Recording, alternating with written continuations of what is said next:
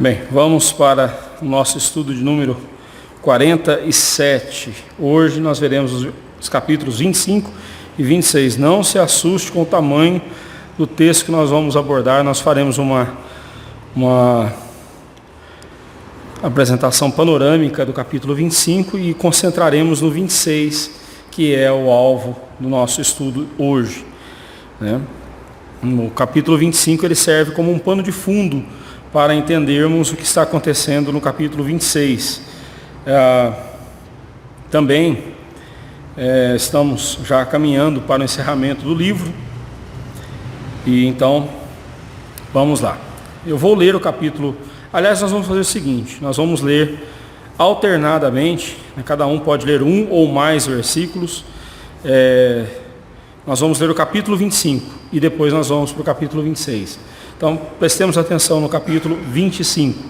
Tendo, pois, Festo assumido o governo da província, 3 dias depois, subiu de Cesareia para Jerusalém. E logo os principais sacerdotes e os maiorais dos judeus lhe apresentaram queixa contra Paulo e lhe solicitavam, pedindo como favor, em detrimento de Paulo, que o mandasse vir a Jerusalém armando eles cilada para o matarem na estrada. A outra pessoa continua, 2, 3 versículos. Porém, respondeu: acha-se Paulo detido em cárcere, e que ele mesmo muito em breve partirá para lá. Portanto, disse ele: os que dentre vós estiverem habilitados, que desçam comigo, e havendo contra este homem qualquer crime, acusem. E não se demorando entre eles mais de 8 ou 10 dias, desceu para Cesareia, e no dia seguinte, assentando-se no tribunal, ordenou que Paulo fosse trazido. Comparecendo este, odiaram-no os judeus que haviam descido de Jerusalém, trazendo muitas e graves acusações contra ele, as quais, entretanto, não podiam provar. Paulo, porém, defendendo-se, proferiu as seguintes palavras: nenhum pecado cometido contra a lei dos judeus, nem contra o templo, nem contra César. Então Festo, querendo assegurar o apoio dos judeus, respondeu a Paulo: queres tu subir a Jerusalém e ser ali julgado por mim a respeito dessas coisas? Disse-lhe Paulo: estou perante o tribunal de César, onde convém seja eu julgado. Nenhuma grave pratiquei contra os judeus, como bem sabes. Caso, pois, tenha eu praticado mal ou crime digno de morte, estou pronto para morrer. Se pelo contrário não são verdadeiras as coisas que me acusam, ninguém, para lhes ser agradado, pode entregar-me a eles, apelo para César. Então Festo, tendo falado com o conselho, respondeu: para César apelaste, para César apelaste. Passados alguns dias, veio Agripa e Berenice chegaram a Cesareia, a fim de saudar a Festo. Como se demorassem ali alguns dias, Festo expôs ao rei o caso de Paulo, dizendo: Félix deixou aqui preso certo homem, a respeito de quem os principais sacerdotes e os anciãos dos judeus apresentaram queixa, estando eu em Jerusalém, pedindo que o condenasse. A eles respondi que não é costume dos romanos condenar quem quer que seja, sem que o acusado tenha presentes os seus acusadores e possam defender-se da acusação, de sorte que, chegando eles aqui juntos, sem nenhuma demora, no dia seguinte, assentando-me no tribunal, determinei fosse trazido como. E levantando-se os acusadores, nenhum delito referiram dos crimes de que lhe suspeitaram. Traziam contra ele algumas questões referentes à sua própria religião e particularmente a certo e particularmente a certo morto, chamado Jesus, que Paulo afirmava ser vivo. Estando eu perplexo quanto ao modo de investigar essas coisas, perguntei se queria ir a Jerusalém para ser julgado a respeito disso. Mas, havendo Paulo apelado para que ficasse em custódia para o julgamento de César, ordenei que o acusado continuasse detido até que eu o enviasse a César. Então a Bíblia disse ao apóstolo: eu também gostaria de ouvir o Senhor. Amanhã respondeu ele: ouvirei. De fato, no dia seguinte, vindo Agripa e Berenice, com grande pompa, tendo eles entrado na audiência, juntamente com os oficiais superiores e homens eminentes da cidade, Paulo foi trazido por ordem de festa. Então disse festa, o rei Agripa e todos os que estáis presentes conosco, eles, este homem, por causa de quem toda a multidão dos judeus recorreu a mim, trazendo em Jerusalém como aqui, clamando que não convinha que ele vivesse mais. Porém, eu achei que ele nada praticara assim de morte. Entretanto, tendo ele apelado por imperador, resolvi mandá-lo ao imperador. Contudo, a respeito dele, nada tenho de positivo, que escreva ao soberano. Por isso, eu os trouxe à vossa presença e mormente a tua, ó rei Agripa, para que, feita a arguição, tenha eu alguma coisa que escrever. Porque não me parece razoável meter no preso sem mencionar ao mesmo tempo as acusações que me ligam contra ele.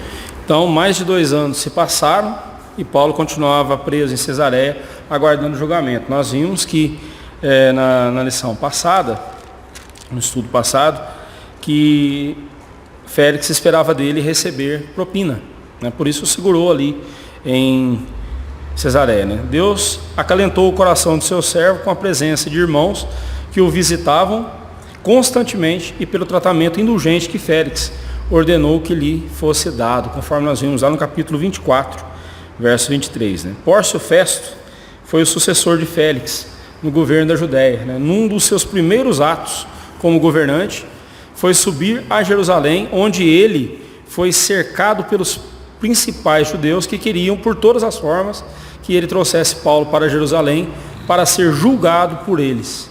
Na verdade, isso se tratava de uma cilada para matar Paulo, conforme nós vemos nos versículos 1 ao versículo 3. Também lhe disse que voltaria para Cesareia a quem deles quisesse descer com ele para fazer acusação formal contra Paulo, que assim o fizesse. Versículos 4 e 5. Uns 10 dias depois, ele desceu para Cesareia e mandou chamar Paulo à sua presença num tribunal que ele havia ali instaurado. Alguns judeus que haviam descido com ele também estavam lá, trazendo graves acusações contra Paulo. Mas que graves acusações eram essas? Naquele tempo já tinha fake news, né? Já tinha mentira sendo usada como peça condenatória. Diante do que Paulo se defendeu, alegando não ter cometido nenhum pecado ou crime contra a lei dos judeus, nem contra o templo, nem contra César. Então, nessa resposta, Paulo já deixou bem claro: olha, eu não pequei contra Deus, não pequei contra a religião do povo e nem agi de forma criminosa contra o imperador. Pórcio Festo, apesar de ser ardiloso político, à semelhança de seu antecessor Félix, querendo assegurar o apoio dos judeus, conforme o versículo 9, também mostrava-se um líder titubeante e inseguro. Estando em Jerusalém, recusou-se a dar ouvidos aos líderes judeus. Agora em Cesareia, percebendo que poderia perder o apoio dos judeus ali naquela região, caso não lhes entregasse Paulo, propôs ao apóstolo retornar para Jerusalém para ser julgado, diante do que Paulo afirmou querer que o seu caso continuasse em Cesareia, onde o tribunal de César estava instaurado. No momento em que ele apela para César, como nós vemos aqui, ele apelou para César, aí Festo diz, né, para César apelaste, para César irás. Então, nós vemos justamente que a linha de Cesareia era a sede do comando do império. Então, era ali que seria feito o julgamento. E Paulo apela para César como um cidadão romano e teve seu pedido atendido, né? O restante desse capítulo nos mostra a visita dos irmãos Agripa, conhecido também como Herodes Agripa II, e Berenice. Eles eram irmãos. Eles também eram irmãos de Drusila, esposa de Félix.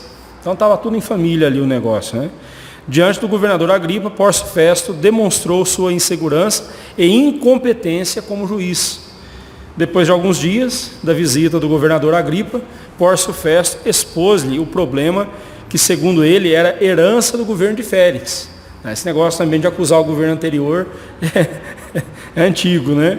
Essa atitude de colocar a culpa, né, no governo anterior é bem antiga. Contou-lhe, então, também de sua decepção com o caso, pois quando os judeus compareceram perante o seu tribunal, ao acusarem Paulo, Pórcio Festo constatou que Paulo não era nenhum criminoso, como parecia ser à luz das acusações dos judeus, que não passavam de questões envolvendo a religião deles, e diante de tudo isso ele ficou perplexo com a insignificância do caso, conforme nós vemos no versículo 15 ao 20. Ele, olha, é insignificante, eu vou perder meu tempo com isso, com essas briguinhas, né? Para ele era coisa insignificante. Mas por Paulo ter apelado para César, Pórcio Festo o mantinha detido até que fosse encaminhado ao imperador, conforme o versículo 21. A situação toda despertou a curiosidade de Agripa, que demonstrou desejo de ouvir Paulo.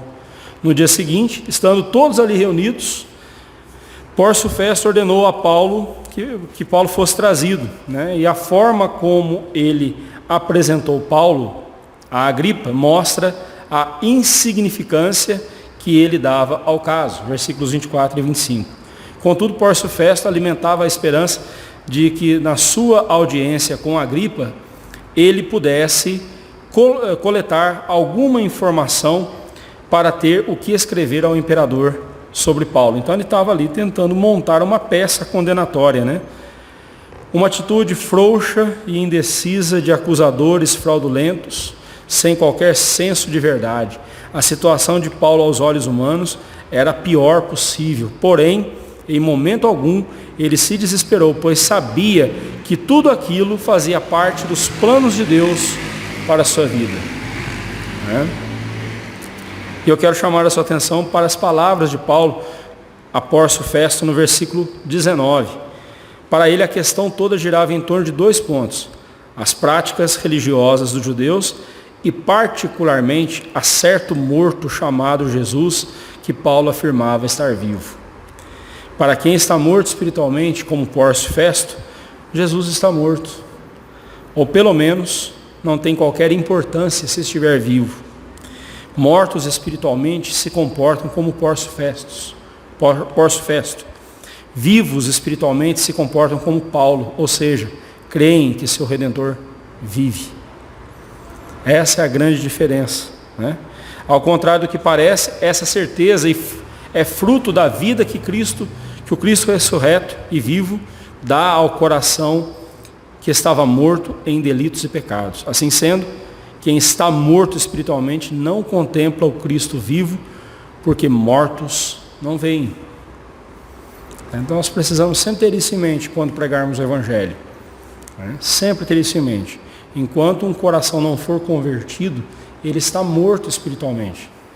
Nós não podemos exigir nenhuma resposta dele, nenhuma resposta de fé, sem que antes ele tenha sido vivificado por Jesus Cristo. Toda a defesa de Paulo no capítulo 26 gira em torno da ressurreição de Cristo e da nova vida que ele dá, que é a vida que pode, toda a defesa de Paulo no capítulo 26 gira em torno da ressurreição de Paulo e da nova vida que ele, que é a vida, pode dar ao pecador. Só Jesus pode vivificar o pecador. Você crê no Cristo ressurreto e vivo? Ou para você é como se ele estivesse morto? Ou seja, tanto faz, tanto fez.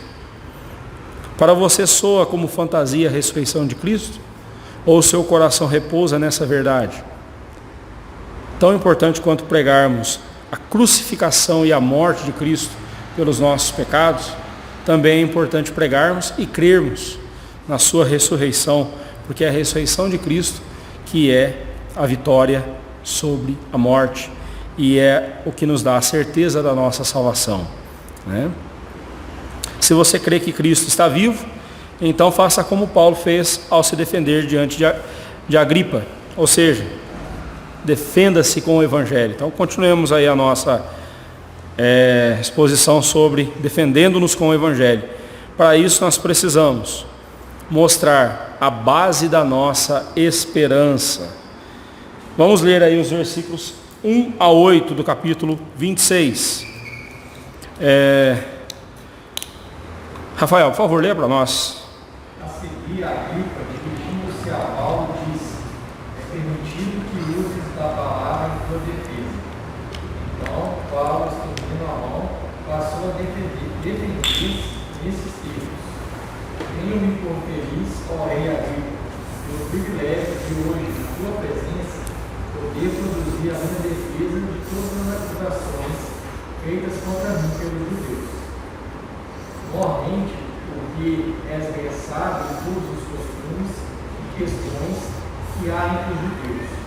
Por isso, eu te peço que me ouças com paciência.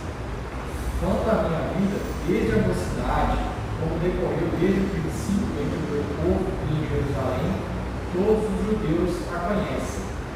Pois, na verdade, eu era conhecido deles desde o princípio, se assim o quiserem testemunhar, porque vivi fariseu conforme a seita mais severa da nossa religião. E agora estou sendo julgado por causa da esperança da promessa que por Deus foi feita a nossos pais, a qual as nossas duas tribos, servindo a Deus fervorosamente, de noite e de dia, almejam alcançar. No tocante a esta esperança, ó rei, que eu sou acusado pelos judeus, porque se julga incrível entre nós que Deus ressuscite de mortos. Isso, até aqui. Então, assim que Agripa lhe concedeu a palavra, Paulo ele demonstra alegria, primeiramente, pelo fato de que ele estava sendo atendido por uma autoridade romana, uma autoridade do povo, que conhecia, era versado, né? Alguém que tinha conhecimento profundo dos costumes e questões do povo judeu. Então não era alguém como, por exemplo, Pórcio Festo, que estava vendo aquilo ali tudo como balela, como coisa insignificante. Mas não, Agripa sabia, ele conhecia, né, os costumes e as questões do judaísmo, né? Mas também ele mostrou grande alegria por poder falar quem era Cristo para ele. Pedindo a paciência do rei Agripa, Paulo pontuou o fato de que ele era conhecido dos judeus desde a sua mocidade por ser um zeloso fariseu, né, conforme a seita mais severa, né, do judaísmo. E por ser um fariseu, ele cria que Deus pode ressuscitar os mortos, né? O termo seita aqui, ele não deve ser entendido como nos nossos dias, quando a gente fala de seitas e heresias, né? Um grupo herético. Os fariseus, eles tiveram um papel muito importante na história da nossa fé, né? Acabamos de ver aqui uma doutrina que nós cremos, que eles também criam, né? Um outro grupo do judaísmo, conhecido como os saduceus, eles não criam na ressurreição. Então, nós temos um pezinho no farisaísmo, podemos dizer assim, né? Mas o fariseu, ou os fariseus, a palavra fariseu significa separado. Daí Paulo dizer, né? conforme a seita mais severa, né, do judaísmo, né? Ele vivia a sua mocidade, né? E é importante a gente ver como Paulo se apresenta aqui. Olha, eu sou um zeloso, eu sempre fui zeloso pelas coisas de Deus, né? Nos versículos 6 a 8, são o centro do pensamento de Paulo aqui no começo do capítulo 26, né? Ele e todos os judeus das 12 tribos, conforme o versículo 7, viviam fervorosamente na esperança do cumprimento da promessa de Deus. A pergunta é, que promessa era essa, né? A promessa da ressurreição. Por isso que ele já menciona em seguida aqui a ressurreição dos mortos, né? Nesses versículos aqui ele fala da ressurreição dos mortos, né? E quando essa promessa se cumpriu, né? No momento em que Deus ressuscitou o Senhor Jesus, aquele a quem Pórcio Festo considerava um morto. Note-se aqui a construção do argumento de Paulo, e quando ele chegasse à sua conclusão, ele haveria de não somente apresentar sua defesa, mas principalmente anunciar-lhes o Senhor Jesus Cristo, o Cristo vivo. No Antigo e no Novo Testamento nós encontramos vários casos de ressurreição, mas o único caso de ressurreição como foi é o do Senhor Jesus. Porque todos os outros casos de ressurreição, tanto no Antigo quanto no Novo Testamento, eles voltaram a morrer, né? Todos os que foram ressuscitados no Antigo Testamento voltaram a morrer no Novo Testamento também. Você não encontra um Lázaro de 2000 anos andando pelas ruas aí. Se você for lá na Judéia, você não vai encontrar nenhum Lázaro de 2000 anos. Ou o filho da viúva de Naim, né? Você não vai encontrar nenhum cidadão de 2000 anos andando lá, né? Por quê? Porque voltaram a morrer.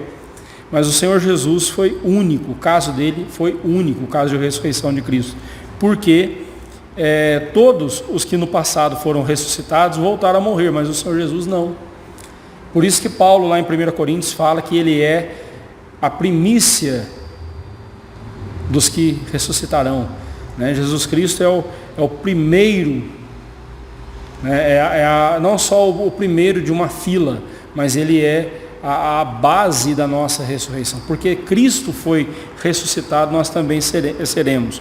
Conforme Romanos 8, versículo 11 diz, se habita em vós o Espírito daquele que ressuscitou a Jesus dentre os mortos, esse mesmo que ressuscitou a Cristo Jesus dentre os mortos, vivificará também o vosso corpo mortal por meio do seu Espírito que em vós habita. Aqui em Romanos 8:11, Paulo não está falando da ressurreição, ele está falando da santificação. O nosso corpo, ele fala, também vivificará o vosso corpo mortal, né? Alguns entendem que aqui se fala da ressurreição, mas se você pegar o texto ali todo, você vai ver que Paulo está falando sobre a luta da nossa nova natureza contra a velha natureza pecaminosa. Então, mas da mesma forma que esse corpo mortal foi vivificado pelo Espírito Santo no momento da minha conversão, e está sendo santificado, a santificação que Deus realiza em nós, em nosso corpo, né? Em nós, né? Assim como nós pecamos com o nosso corpo, também é com o nosso corpo que vivemos uma vida de santidade e somos santificados. Mas tudo isso é um pré-anúncio, um prelúdio do que será a ressurreição final, a volta, no dia da volta de Cristo, né? Ele nunca mais morrerá, né? Jesus Cristo nunca mais morrerá, conforme está escrito lá em Hebreus 9, 27 e 28, que nós vimos domingo passado, né? Assim como aos homens está ordenado morrerem uma só vez, vindo depois disso o juízo, assim também Cristo, tendo se oferecido uma vez para sempre para tirar os pecados de muitos, aparecerá segunda vez sem pecado aos que o aguardam para a salvação. Esta esperança era a esperança de Paulo. Era por crer e pregar algo que o grupo mais severo do judaísmo, né, os fariseus, pregava, que ele estava sendo acusado. Então, que acusação mais sem sentido, Vocês estão me acusando de algo que vocês também creem, né? Os judeus arrastaram Paulo ao tribunal por causa de uma doutrina que eles mesmos também criam. Diante de tudo isso, Paulo concluiu com uma pergunta retórica: por que se julga incrível entre vós que Deus ressuscite os mortos? Vocês não creem nisso? Né? Ou seja, por que, sendo a doutrina da ressurreição um ensinamento tão vivo e presente na vida de Israel desde a antiguidade, era agora motivo para acusar um judeu piedoso que cria também nessa doutrina? Não fazia sentido, né? A esperança de Paulo estava na ressurreição de Cristo, e por isso mesmo ele vai dizer lá em 1 Coríntios 15, 16 a 19, porque se os mortos não ressuscitam, também Cristo não ressuscitou. E se Cristo não ressuscitou, é vã a vossa fé, e ainda permaneceis nos vossos pecados. E ainda mais, os que dormiram em Cristo pereceram. Se a nossa esperança em Cristo se limita apenas a essa vida, somos os mais infelizes de todos os homens. O que Paulo está dizendo aqui é o seguinte: a obra de Cristo na nossa vida tem 3 estágios.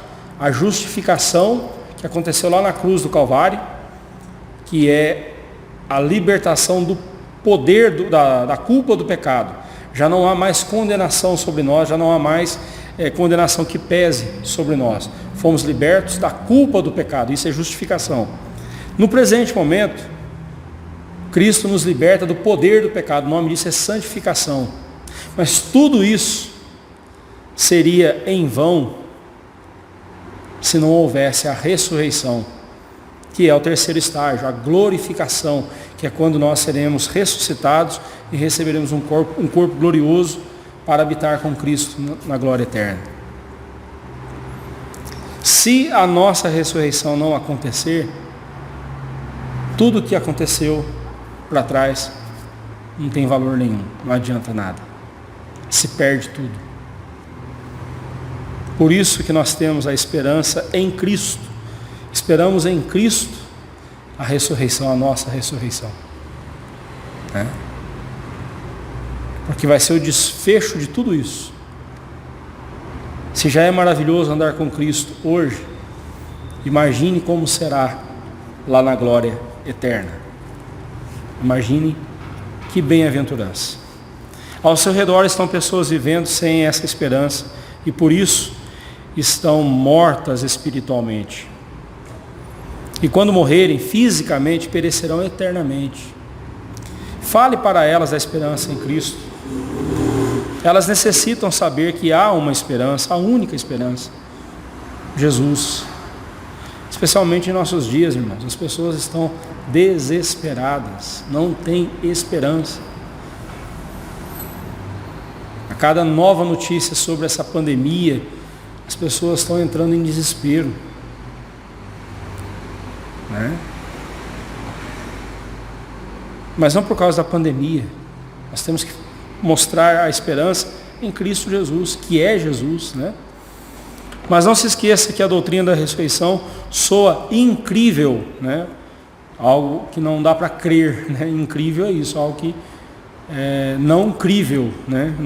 Que eu não consigo crer aos ouvidos delas. Ou seja, de tão maravilhosa que é, para muitos não é plausível crer num ensinamento desses, porque eles estão mortos espiritualmente. Lembre-se que para os mortos espiritualmente, Cristo está morto. Ou pelo menos não tem valor nenhum, não tem importância alguma.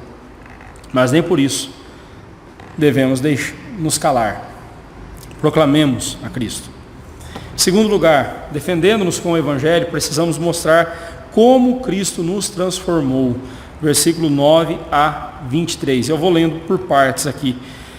Prosseguindo com a sua defesa, Paulo passou a falar de sua conversão a Cristo. Essa é a 3ª vez no livro de Atos que nós temos um registro da conversão de Paulo.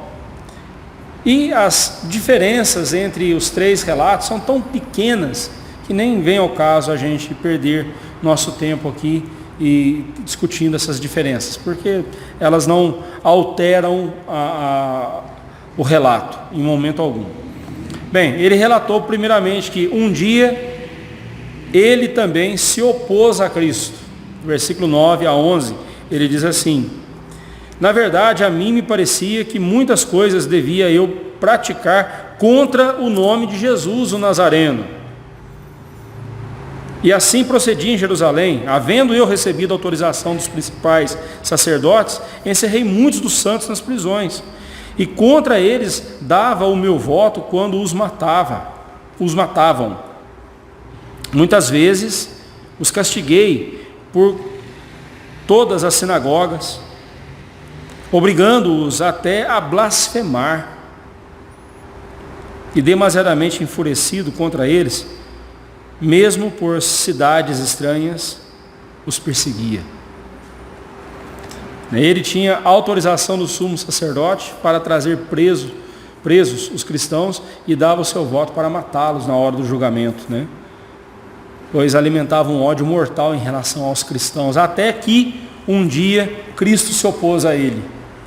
Versos 12 a 18, ele conta: com estes intuitos parti para Damasco, levando a autorização dos principais sacerdotes e por eles comissionado.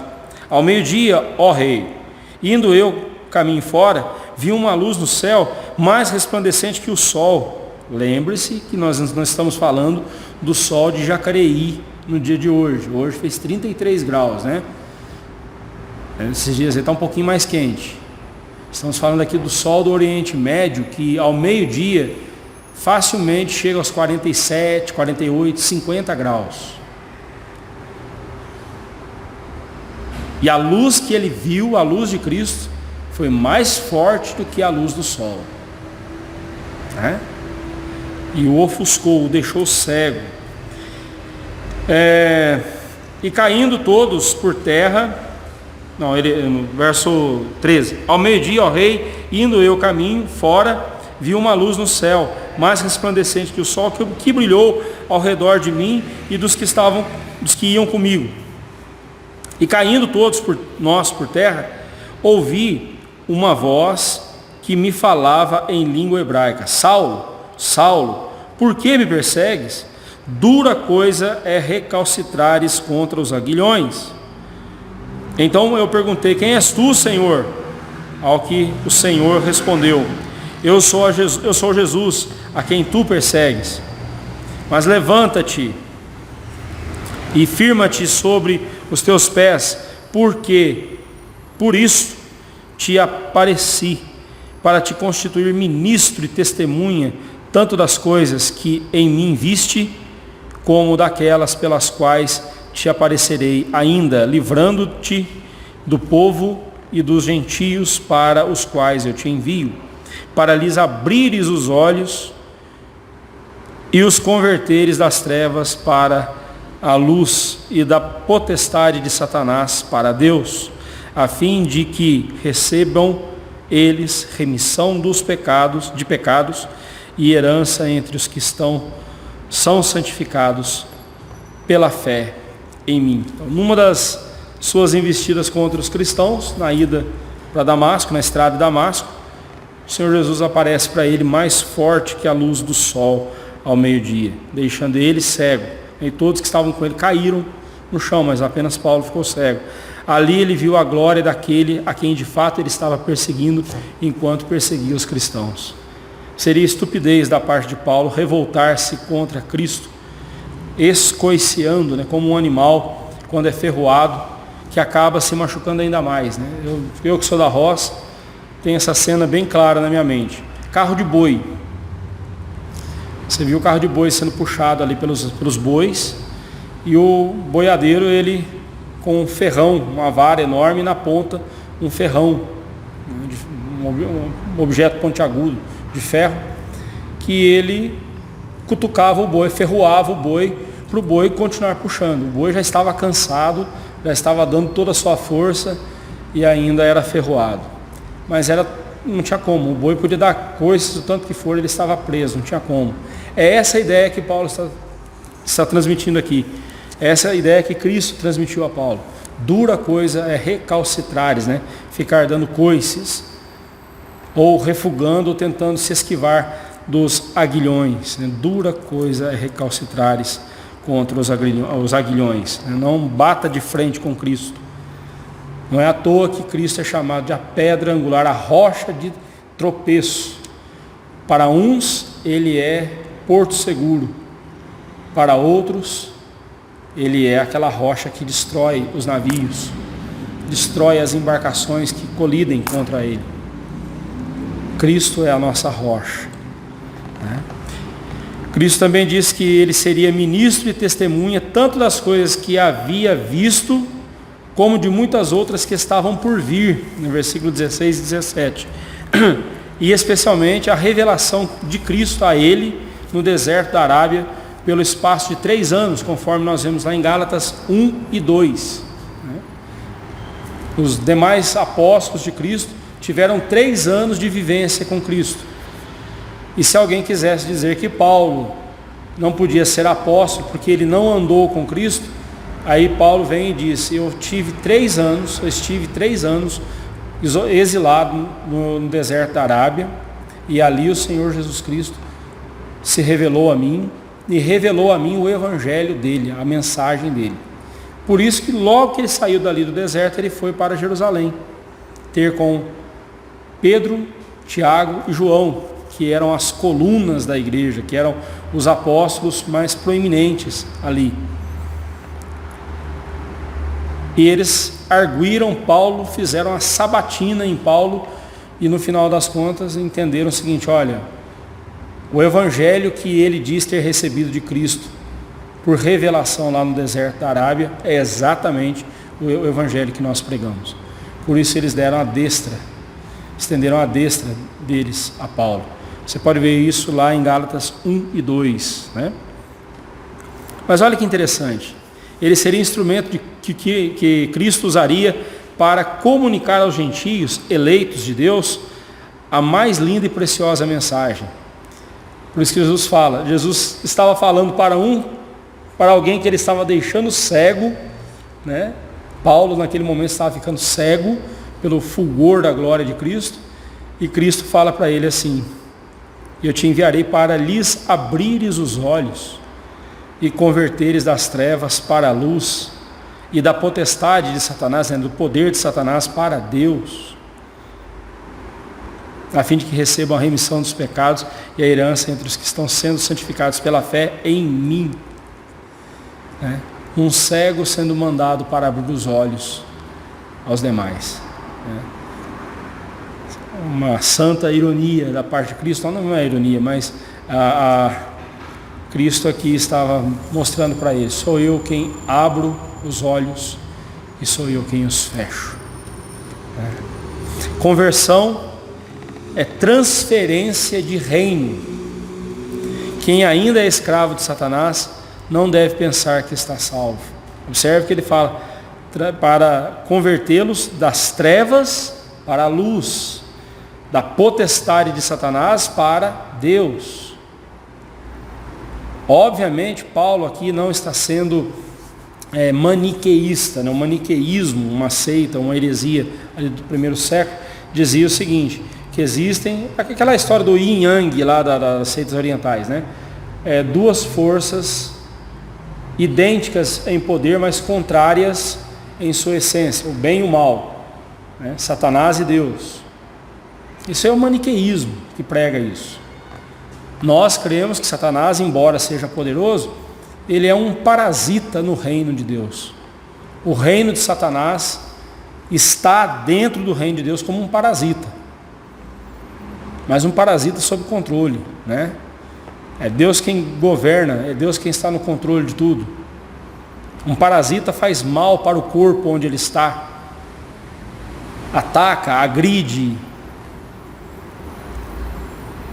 Da mesma forma, o reino de Satanás no reino de Deus é um parasita, e como um parasita ele depende do corpo onde ele está para viver.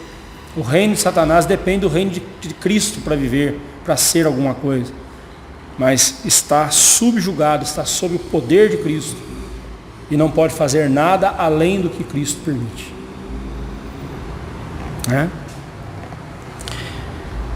Diante dessa visão gloriosa de Cristo, Paulo foi obediente, conforme o versículo 19, e assim que recobrou a vista, começou a pregar o evangelho em Damasco, depois em Jerusalém e por toda a Judéia. E a mensagem era que se arrependessem e se convertessem a Deus, praticando obras dignas de arrependimento. O relato dos versículos 21 a 23 nos mostra que Paulo cumpriu em sua vida o livramento que Cristo cumpriu na vida de Paulo, o livramento que ele havia prometido por ocasião do seu chamamento, né? Cristo disse: olha, você será para mim esse instrumento. Você vai ser mandado para o meio dos gentios. Você vai ser perseguido, eu estarei com você, né? Paulo sabia disso desde o começo. Ao anunciar o Evangelho às pessoas, você e eu, nós precisamos mostrar-lhes o que Cristo fez em nossa vida. O Evangelho promove uma transformação completa no coração da pessoa. Se a transformação não for vista em sua vida, sua pregação soará mentirosa. Não, o Eduardo é dentista. Imagina o Eduardo chegando para você, dizendo assim: eu vou cuidar dos seus dentes, eu vou deixar os seus dentes perfeitos. Aí ele dá um sorriso, dente tudo podre. Você vai acreditar num dentista assim? Não dá, né? Mas no Evangelho, ou na vida cristã, nós vemos isso constantemente, irmãos. Várias vezes nós vemos crentes, pessoas se dizendo crentes, mas a vida deles não mostra que eles são crentes de fato, que eles foram convertidos, foram salvos. Como é que nós proclamamos algo que não estamos vivendo, né? Observe novamente as palavras de Jesus aqui: a fim de que recebam eles remissão de pecados e herança entre os que são santificados pela fé em mim. O Senhor Jesus nos mostra que uma fé que não nos santifica também não nos salva. Repito, olha lá o versículo: a fim de que recebam remissão de pecados e herança entre os que são santificados pela fé em mim. É a fé em Cristo, ou seja, o que Cristo realiza em nós é o que nos santifica. E nós nos apropriamos disso por meio da fé. Você tem apresentado essa santidade em sua vida, ou a sua vida continua como antes da sua conversão a Cristo? Tem aquela historinha, né? Só lembra desse cântico, acho que todos aqui devem lembrar, né? Aquele cântico: só o poder de Deus pode mudar teu ser. Aí esse irmão, toda vez que ele ia cantar esse hino ou esse cântico, ele chegava nesse ponto, né? A prova que eu te dou. Ele não cantava, porque não havia mudança na vida dele, né? A letra diz assim: a prova que eu te dou, ele mudou o meu. Aí, só que chegava nesse ponto, ele só resmungava, né? Triste, né? A gente ri, mas é apesar de ser uma situação engraçada, mas é triste a gente ver isso acontecendo na prática, né? Muitas pessoas que dizem ser e não são. Por fim, defendendo-nos com o Evangelho, precisamos mostrar que um quase salvo é um fatalmente perdido. Tem um livro do pastor Hernandes Dias Lopes com esse título, se eu não me engano: Quase salvo, mas fatalmente perdido. Eu acho que é dele mesmo.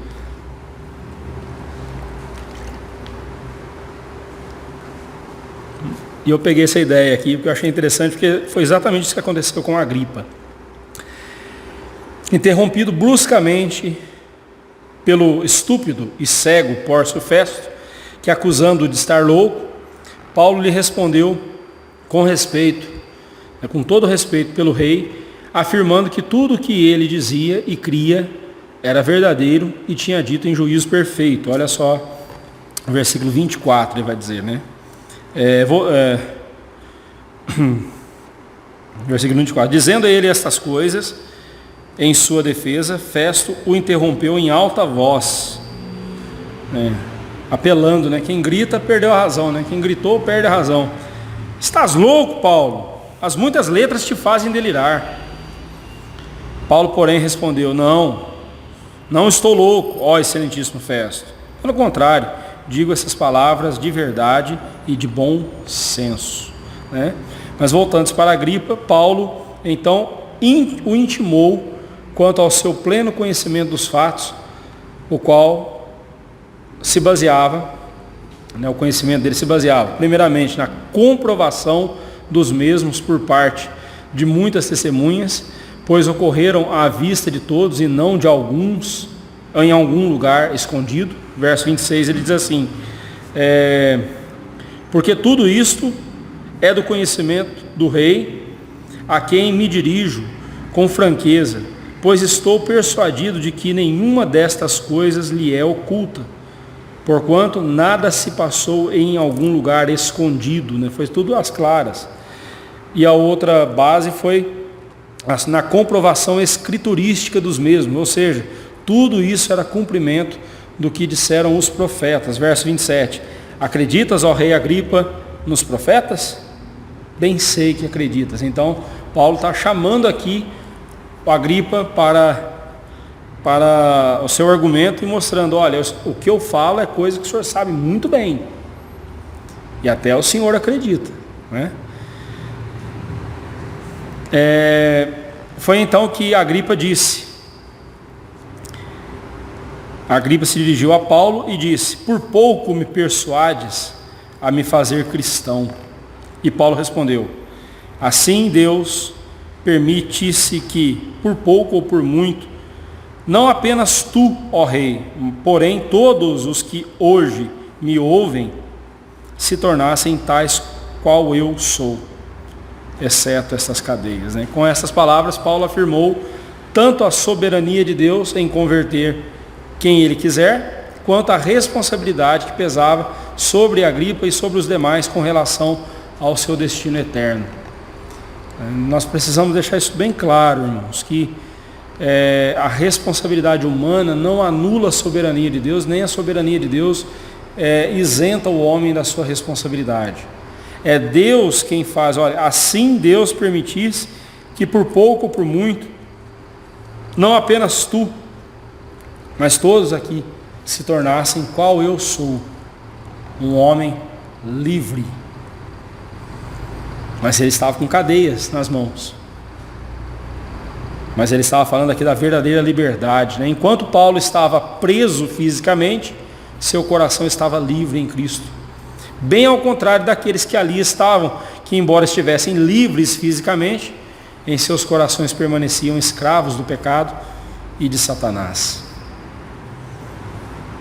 Quem dera, ó rei, por pouco ou por muito, não importa, quem dera, Deus convertesse o seu coração. Agripa se levantou e declarou não haver nenhuma culpa.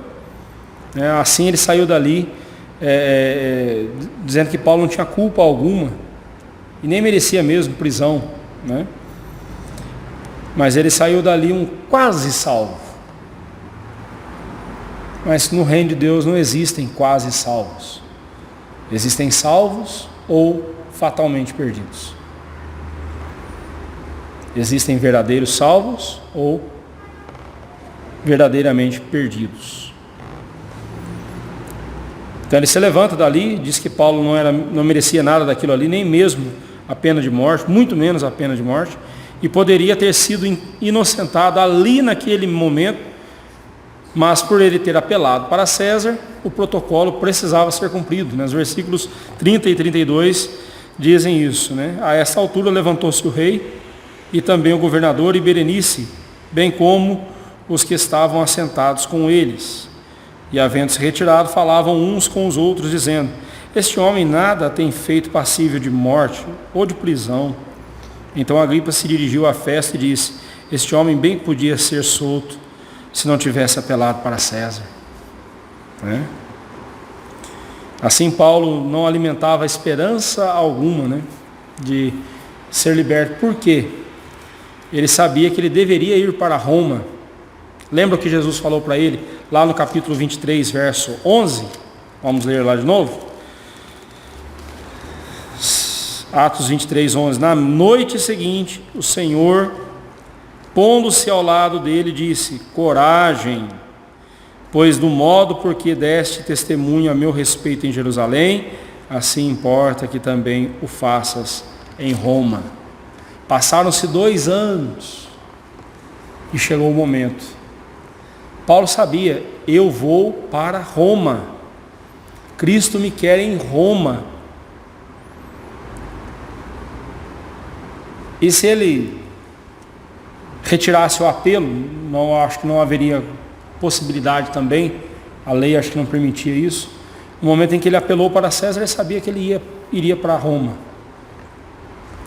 Era o jeito que ele iria para Roma, como um acusado, como alguém que estava sob sentença, ou sob julgamento para a sentença, né? Assim, Paulo não alimentava esperança alguma de ser posto em liberdade, pois sabia muito bem que tudo aquilo que estava lhe acontecendo fazia parte de algo maior que Cristo lhe preparara. Que lição nós tiramos para a nossa vida aqui, irmãos? Nós precisamos olhar para a situação ao nosso redor e não olhá-la com uma visão míope. Eu sou míope. Míope significa que eu preciso de lentes para corrigir a minha vista se eu não consigo ler nada. Tirei o óculos, não enxergo nada. Nós não podemos ser míopes espiritualmente. Nós temos que olhar para as coisas de forma espiritualmente, de forma espiritual. Olhar as coisas com os olhos da fé. Olhar para a circunstância próxima a nós, que é a que nós conseguimos ver e conseguimos medir, né? Mensurar, e olhar para ela, mas não fixar nela, olhar além. Está acontecendo isso na nossa vida. Tal coisa está acontecendo conosco. Está acontecendo comigo isso. Qual o propósito de Deus nisso tudo? Eu não posso ficar preso a essa circunstância. Eu tenho que olhar além.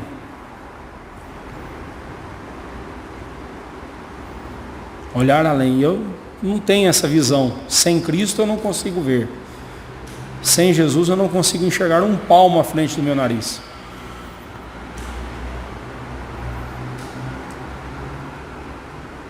E mesmo que eu não consiga ver, olhar com os olhos da fé significa justamente isso. Saber que ainda que eu não consiga ver as coisas e discernir as coisas ao meu redor, eu sei que Cristo estará lá como está aqui comigo. E para onde quer que Ele me levar, Ele estará lá comigo. E é só isso que me importa. Era isso que movia o coração de Paulo. Ao anunciar o Evangelho às pessoas, não deixe de mostrar-lhes que a menor dúvida ou indecisão trarão consigo condenação certa. Um quase salvo é, na verdade, um fatalmente perdido. Mostre-lhes que só admirarem a Jesus não é o suficiente, é necessário renderem-se a Ele, reconhecendo-o como Rei eterno.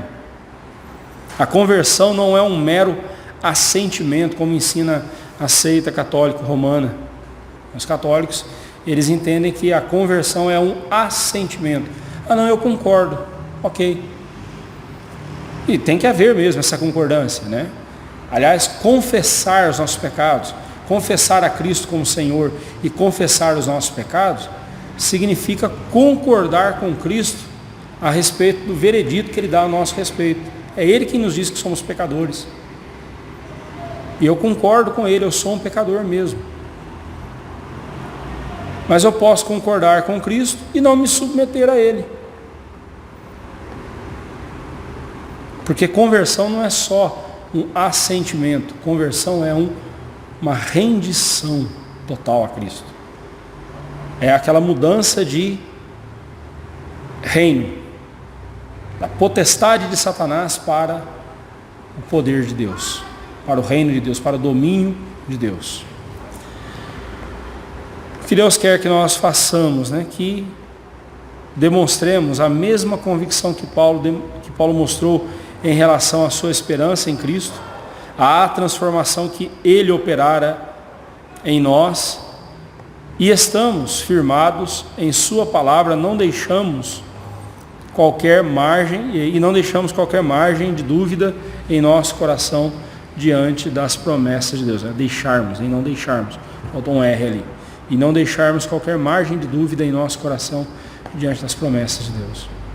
Deus prometeu, eu não preciso duvidar, eu não preciso questionar, simplesmente crer, confiar que Ele vai cumprir. Por mais incrível que pareça, por mais maravilhoso que pareça e acima da minha compreensão que seja, eu devo confiar, porque Deus é o Deus que faz o que é impossível. Concluindo, irmãos, quem lança a mão do Evangelho para se defender, precisa ter consciência limpa diante de Deus e dos homens, pois a verdade revelada no Evangelho condena o pecador arrogante. A salvação é para os que humildemente clamam pela misericórdia de Deus. Então, quando você estiver pregando o Evangelho, quando você estiver anunciando o caminho da salvação a um pecador, não esqueça de vasculhar o seu coração, não esqueça de trazer o seu coração submisso a Cristo e a sua consciência sendo purificada pelo Senhor Jesus. Porque anunciar o Evangelho é anunciar o juízo de Deus contra os pecadores. E se nós estivermos numa vida de pecado, estamos nos autocondenando. Estamos nos colocando numa situação de hipócritas. Que Deus nos livre disso e que haja em nosso coração humildade para com a verdade da palavra de Deus. Amém.